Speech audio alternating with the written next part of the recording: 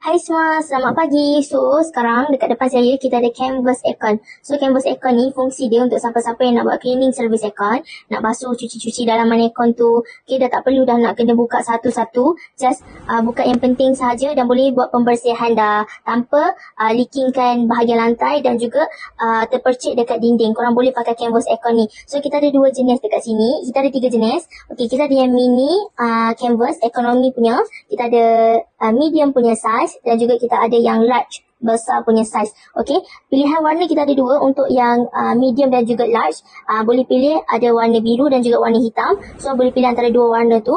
Untuk yang mini canvas ni cuma ada 1 warna saja, warna biru. So untuk ketahanan, medium dan juga large ni ketahanan dia tahan lama.